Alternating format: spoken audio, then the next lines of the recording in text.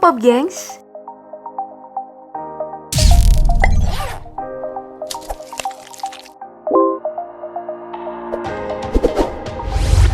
Ini adalah Trend of the Week terakhir di tahun 2021. Sebagai penutup tahun, aku akan upload 2 video khusus nih. Yang pertama adalah Kaleidoskop Daftar Populer 2021 yang akan merangkum peristiwa dalam setahun ini. Terus yang kedua adalah video menjawab pertanyaan-pertanyaan yang selama ini kamu ajukan di kolom komentar. Aku akan memilih pertanyaannya yang paling sering ditulis di semua video ini. Jika masih mau bertanya, silah tulis di kolom bawah sana sekarang juga. Oke, mari kita lihat rangkuman peristiwa akhir Desember 2021. Pertama, kita melihat kabar-kabar hangat di dunia selebriti. Rabu 15 Desember 2021, selebgram Edelenyi Laura Anna meninggal dunia. Membuat penggemar dan warga sedikit haru, karena selama ini ia berjuang melawan penyakitnya yang menyebabkan kelumpuhan. Tidak itu saja, ia juga memperjuangkan keadilan dengan menuntut mantan kekasihnya Gaga yang dianggap paling bertanggung jawab dalam kecelakaan yang mengakibatkan dirinya lumpuh. Bahkan dikabarkan, Gaga selama ini memoroti duit Laura dan tidak ada rasa bersalah sedikit pun atas kondisi yang dialaminya. Hari duka adalah hari yang sangat sedih bagi keluarga dan sahabat yang ditinggalkan. Dihadiri sahabat dekatnya, Keanu, Erika, Awkarin, dan masih banyak lagi. Ucapan duka pun berdatangan dari kalangan selebriti yang diunggah di media sosial masing-masing, termasuk Om Deddy yang baru-baru ini melakukan obrolan bersamanya di podcast beliau. Yang membuat salfok adalah komen Uus di unggah Om Deddy.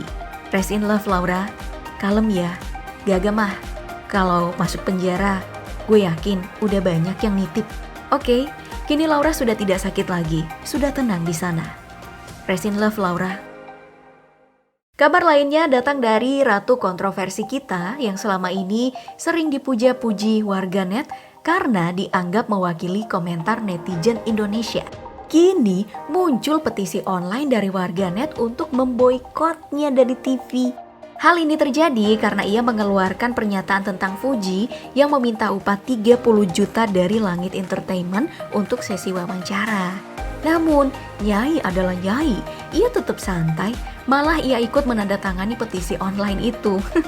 Menurutnya petisi nggak akan berhasil, malah ia makin melejit namanya dan banyak cuan. Di tempat lain, Ernest Prakasa dikabarkan akan mengeluarkan film yang menyentil koruptor di Indonesia. Berjudul Teka-Teki Tika, Viva melaporkan bahwa Ernest memang ingin mengangkat kenyataan yang terjadi di Indonesia. Bahwa korupsi adalah salah satu masalah yang dihadapi negara kita, makanya nggak maju-maju. Itu katanya mengutip dari Viva. Well, kita tunggu aja tayangnya ya di tanggal 23 Desember 2021. Dari showbiz, mari kita melihat yang lagi hangat diperbincangkan di ranah sosial politik. Pertama adalah kabar gempa yang beruntun. Larantuka, NTT mengalami gempa magnitudo 7,4 yang merusak banyak bangunan. Efeknya sangat terasa sampai ke selayar Sulsel. Guncangannya ikut merobohkan bangunan hingga jaringan telekomunikasi terputus. Semoga tidak ada gempa susulan lagi ya. Dan tetap waspada, cari tahu info terkait mengatasi beberapa hal di kondisi darurat. Di dunia olahraga, Elkan Bagot pemain timnas tidak bisa berlaga bersama tim Garuda di pertandingan melawan Vietnam Piala AFF 2020 nanti. Karena ia harus dikarantina. Ia satu pesawat dengan orang yang terpapar virus. Tak terima, para fans seruduk media sosial Piala AFF. Warganet juga menyoroti pemain Vietnam yang tetap bermain meski punya riwayat satu kamar dengan yang terpapar virus. Dan yang sedang hot-hotnya nih, pejabat di kota Borba, Brasil menyelesaikan sengketa dengan cara adu fisik di ring. Tarung MMA ini berlangsung 3 ronde untuk menyelesaikan proyek wisata antara Simão Peixoto, wali kota Borba yang berusia 39 tahun. Lawannya adalah Erino Alves da Silva, lelaki 45 tahun yang sempat aktif di DPRD setempat. Awalnya sih perang opini selama berbulan-bulan, lalu saling ejek di medsos, hingga akhirnya berakhirlah di ring MMA. Dilangsungkan pada hari Minggu kemarin. Juri memutuskan wali kota yang menang, meski menurut penonton nih, Silva unggul di 2 ronde awal. Penonton mau juga adu ring sama juri. Pejabat di negara lain gak tertarik ikutin cara ini. Selesai loh masalahnya. Dan sekilas kabar dari dunia bisnis, Nike resmi mengakuisisi RTFK dan siap jual sneakersnya secara virtual. RTFK sendiri adalah startup yang didirikan tahun 2020 yang udah merilis 3 sneaker dalam format non-fungible token atau NFT. Dan sebenarnya dalam sebulan ini ya Pop Gengs, terlalu banyak berita pencabulan dan pelecehan. Silahkan ketik aja di Google, kamu akan mendapati banyak kasus.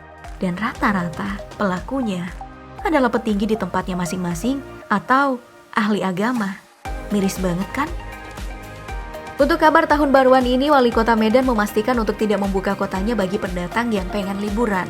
Tapi hanya untuk sementara kok. Setelah pesta tahun berakhir, udah buka lagi. Dan khusus untuk Jakarta, PPKM level 1 bakal diberlakukan. Khusus untuk periode Natal dan Tahun Baru. Untuk Jawa Bali, PPKM ini berlaku hingga tanggal 3 Januari mendatang.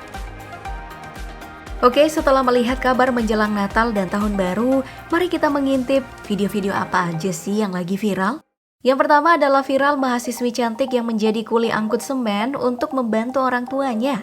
Videonya viral di medsos dan diketahui ia bernama Nur Aini asal Sulawesi Selatan. Sama sekali tidak gengsi, Aini yang berkuliah di Universitas Negeri Makassar melakoni pekerjaan ini sejak lulus kelas 1 SMA karena kedua orang tuanya juga kuli angkut semen. Kalau Aini mengangkat semen, pria ini malah mau makan batu bata.